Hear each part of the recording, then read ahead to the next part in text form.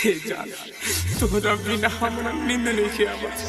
हरदम तू ही नजर आवत, हर तरफ तू ही दिखाई देता। सुतत जागत हंसत खेलत सब तू ही नजर आवत।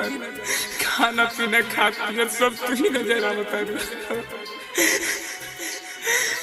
Music by DJ Umesh, Khushipur Bazar. ससुराल से कबले अइबो हो, तू हमके बता दो एहो सनम।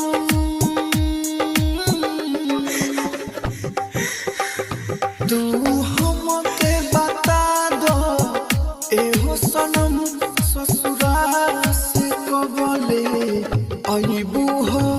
जाने तने बता दो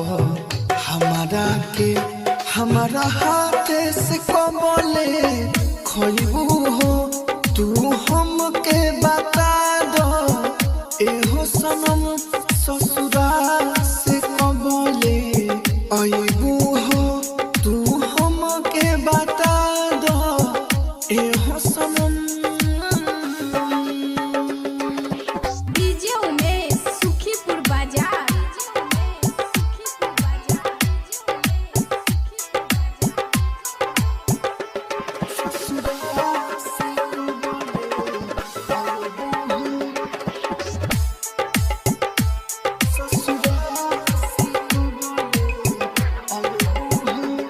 कुछ हो ना जाए तोहरा के ही सोच के अखिया फरकता। तक देख लई दीवाना के तोहरा ना कितना तड़पता।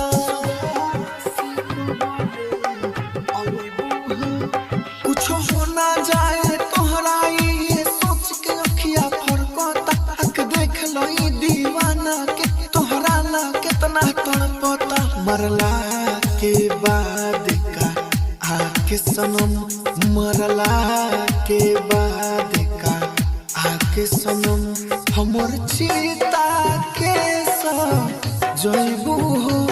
तू हमके बता दो एहो सनम, ससुराल से कबले अइबू हो। तू हमके बता दो एहो सनम।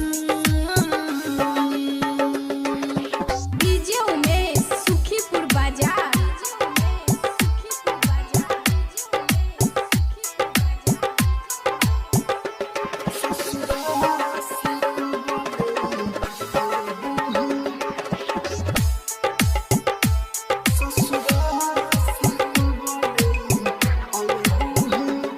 जान याद करो तू हमरा के देख के बड़ी शर्माते रहलू। कोचिंग से बिना भेंट कइले ना हमरा से तू जाते रहलू।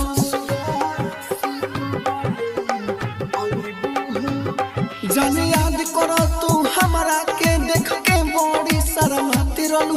कोचिंग से बिना भेंट कइले ना हमरा से तू जाते रहलू। राइटर मनोज राहुल के, राइटर मनोज राहुल के बारे में कसम के जनइबू हो।